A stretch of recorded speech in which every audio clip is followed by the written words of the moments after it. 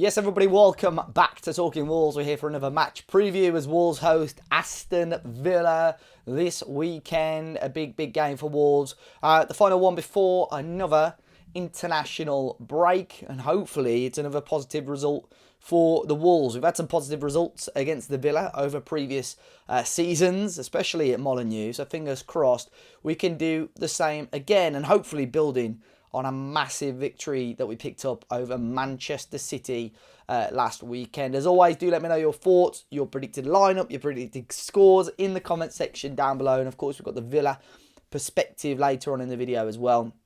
And a couple of fundraising events before we kick off. Next Sunday, so a week on Sunday, we're going to be taking part in the first and hopefully annual Wolves 7-a-side Content Creators Cup. Talking Wolves FC taking on many other Wolves podcasters and YouTubers. So be sure to check out the link if you want to come along to the event and watch. I think it's about a £5 a ticket to be a spectator, or you can just donate towards the event and Wolves Foundation. And the Molineux Sleep Out as well that me and Finn are going to be taking part in next month. If you want to donate towards that, it's much appreciated as well. But Wolves against the Villa. Villa have had a fantastic start to the season. Another win for them in Europe last night. Very late goal by John McGinn, but have been in very good form since Unai Emery took charge. He did face off against us twice whilst we had Lopetegui in charge. Lopetegui, of course, I think it was a 1-1 draw right at the start of last year, or start of this year rather it would have been. And then we beat them at Molineux with Totti Gomez scoring the only goal of the game. Wolves, although they've had a slow start to the season, there's been enough there to notice that this Wolves team have got real talent and can build on what's happened so far. Pedro Neto and Hwang Hee-chan, the two stars of Wolves' start to the season. Hwang grabbing those goals. I think it's 5 goals now in all competitions. The winner against Manchester City. And Wolves have rinsed the content on social media, and I don't blame them. Talking of Manchester City, has anybody seen Mateus Nunes, by the way? Because I've checked the Portugal squad today, and he's not in that either. So he's must have gone missing recently. But Pedro Neto as well, wow, the individual brilliance for the opening goal. I know it's gone down as an own goal, but phenomenal work from him. And it'll be interesting because Villa tend to play with that higher line, but being away from home, are they going to do that? Are they going to be more cautious? This is my predicted lineup, and if it ain't broke, you don't need to fix it. I think Mr. Gary O'Neill needs to stick with the exact same team. The 5 at the back, the 2 in the midfield, and the 3 forwards. Obviously, Jean-Rick Bellegarde is yet to return from suspension. We've had a little bit of team news from Gary O'Neill. Santiago Bueno has got a slight knock, so they'll have to see if he's going to be fit enough to make the squad. Hugo Bueno has got an injury as well. So you could see the likes of Joe Hodge return to the bench maybe. But I think this is the team that Gary O'Neill will go for, unchanged. Sarr in goal, Ryan Aït-Nouri, Semedo as your wing-backs. The back 3 of Totti Gomez, who is in the Portugal squad, alongside Craig Dawson and Max Kilman. Midfield 2 of Mario Lemina and João Gomez.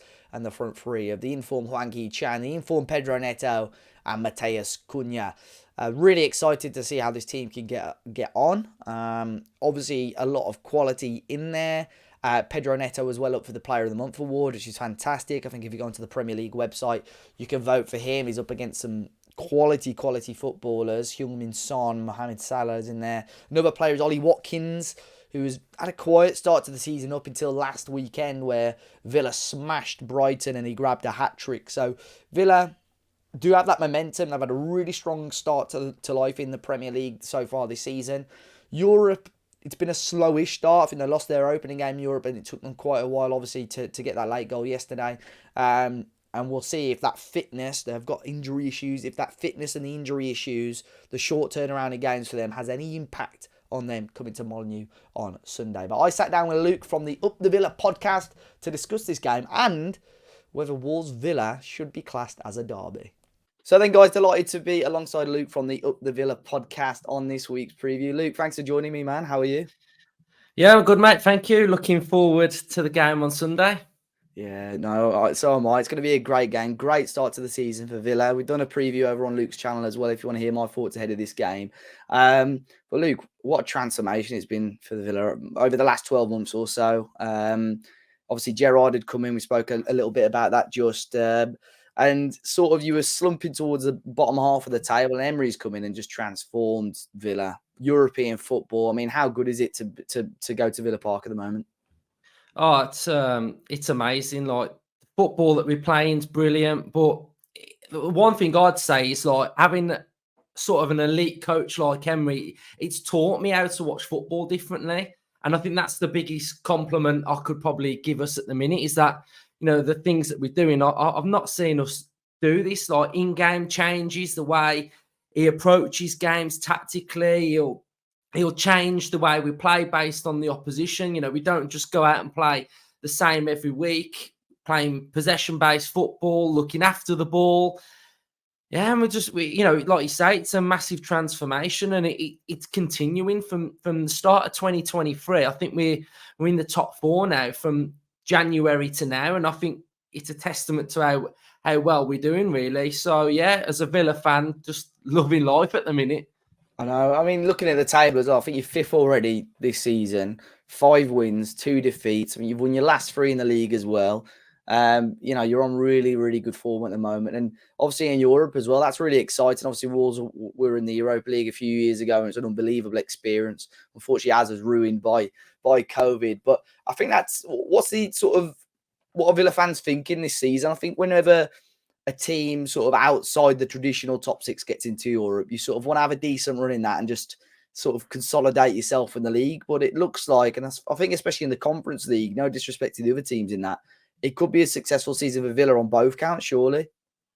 Yeah, I think where we're at as a club as well, with our owners, NSWE, since we've had them since we was in the Championship. So the year we got promoted, they sort of took over at Villa. And, ever since they've came in, we've just been on this upward trajectory, really, sort of like stabilising in the Premier League and then, growing under Smith. And then we had a bit of a plateau and we've grown under Emery. So for me, I want to finish in Europe again in the Premier League. I think that's Emery's ambition, and that's the club's ambition to continually keep getting into Europe and, break into that top 6 and get one of them that are already in it out of it again, like Chelsea or Spurs. So I think for me, I'm more focused on the Premier League. I think some Villa fans kind of want to win a trophy and, they want us to do well in everything. But I think at some point, something's got to give. So for me personally, it's the Premier League, really. It'll be interesting to see how it goes, because I remember when Wolves were in Europe, and that was the biggest, doubt for Wolves fans, and I think a lot of outsiders as well, because we'd only just been promoted to the Premier League the year before. But almost the momentum of playing on a Thursday and winning games was going into the Sunday, and it was getting us more points in the Premier League as well. And it'll be interesting to see the effect that has on Villa. But obviously, in the Conference League, if you win that, you qualify for the Europa League as well. So there's every chance. There's a couple of chances for you guys to get back into Europe next season. I had a quick look. Obviously, we're recording this before your Europa Conference League game. I had a look at some of the team news. There are some doubts for that game, and obviously I want to know your thoughts, whether you think that will go into Sunday. I think I saw Diaby, possibly Leon Bailey. There was 1 or 2 others as well. Your opinion, do you think they could be within a shout on Sunday, or was there any, as far as you know, that are completely ruled out?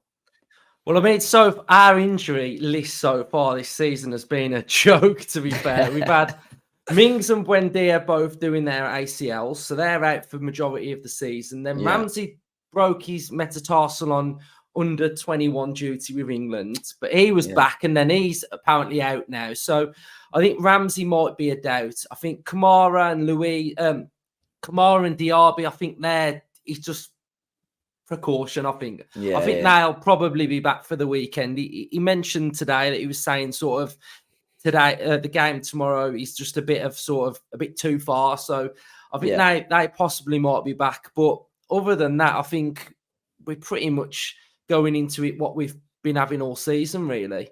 I was going to say, I mean, I'm looking at that game at Villa Park. You should win. And again, the team I've not even heard of, if I'm completely honest. No. So you'd hope that Villa do get the win there. But quickly, Luke, as well, in terms of star performers, I mean, Ollie Watkins had a phenomenal game again on Saturday. Anybody else that Wolves need to be looking out for on their Sunday's game? I'd say Douglas Luiz. He's by far our best player. He's absolutely class in the middle of the park now. Pau Torres has been playing really well, new signing, ball playing centre half. So, a lot of our play goes through Pau Torres, and he's a centre back. So, I think he's probably one to watch out for. But like you say, Watkins, he's in form now. Diaby's electric, he's pacey, he's playing off Watkins. So, we've got quite a good spine to the team now as well. So we are quite strong all over. I'd probably say one area I think you might try and get at us, it would be on the counter if we play this high line. I think we've been undone a couple of times this season with the high line. So I think if we do go with that, then Cunha, might be able to get in behind. So, but yeah, we're playing well, and we're in a good place. And I don't really like going to the Molineux, to be fair. I said on mine that we never turn up recently. So I hope we just do well. Do you know what I mean? Because I think last season we actually played quite well, but we lost. But I think I want to see us do quite well, to be fair, because you keep getting the better of us. We've had some good games as well, though, to be fair. I mean, you mentioned it on your preview. Obviously, Neves and Podence tend to score the goals against the Villa, and obviously we haven't got them. I think it was it? Yeah, the 1-1 at Villa Park, and then we nicked a 1-0 win. It was Totti Gomez, I think, at Molineux. But the year before I was at Villa Park for that 3-2 game as well, where we'd come back. It was a ridiculous game of football. That was terrible, that was. Because, for the first 70 minutes in that game, we were awful. It was all Villa, and we were just like, the Olays probably came out at some point, and then, oh my God, when he hit that free kick and it went in. Was that still under Dean Smith, or was that Gerrard? Yeah, that was the season that he got the sack. So I think we just fell apart, didn't we? And then that was it. He just couldn't buy a win, really. So yeah, it was your fault he got the sack. Yeah, but I was going to say, sort of out of the high line, that's how City played. We knew that's how they were going to play, and we sort of did well. So I'll be very interested. I'd assume O'Neill will stick with the same team, and if we play in the back five and Villa do play the high line, I think it'll be, obviously Neto's been on fire for us, so it'll be interesting to see how he gets on. You asked me this question, so I'll ask you it as well. Looking at this fixture, so in your opinion, sort of Villa fans aren't as fussed about this fixture as you think Wolves fans are. Why do you not look, like I said, if this fixture list comes out, obviously you look at when you're playing the big boys, but surely the Villa fans are still keeping an eye on when they're playing the Wolves. I don't know, I'm not sure. I remember Villa on their Twitter putting out the key fixtures, and Wolves were one of them. Yeah. No, me personally, I'd say no. Like I'm not really fussed by this. You're probably Blues, Albion, Blues and Albion, and then us quite far down. I think so. I think so, because I think sort of like Premier League years gone by, it's sort of like always been Blues for Villa. Like that hatred is there from Blues against Villa, but that's our derby. And then sort of when West Brom are in the Premier League, they get really noisy. So then they're like, they create this like vibe, and you're like, well, where have you come from? And so I kind of just feel like Villa and Wolves, we have this sort of like mutual rapport being Midlands teams. You know what I mean? And I don't know whether it's because of like the age of what type of fan you are. If you were born in, say, the 70s and the 80s, and it was all about Midlands football, wasn't it? I think when Villa won the league in 81, I think we were all in the same league. Whereas now it's because it's sort of like you don't see Blues for a bit. You don't. It's hard to get that sort of that derby feel going. So whenever I go to the Molineux and I watch Villa v, I never feel like Villa take it as if it's a derby. I know what you mean. Whereas Wolves do. I think Wolves are always up for it, like always. Yeah, that's what I mean. So, that's our problem, because in a derby, like form can go out the window. It doesn't matter if you're at the top or the bottom. So that's just my vibe. I think that's when you mentioned Neves as well. I think Neves was a big part of that, because I think Wolves fans do get, like I said, we've not been in the same league as Birmingham for a while. Same as Albion, but when we had COVID, so This for us, I mean, even the first year we were back in the Premier League, Leicester was our closest game. Obviously, we never classed that one as a derby, but I think that's sort of what it is. But I think Wolves and Villa fans could debate this for a while because I think you're right. Probably depends on generation, depends on family and friend circumstances with how you view this game anyway. But Luke, ahead of the match, score prediction, what are you thinking? Oh, I mean, I'd have to go Villa.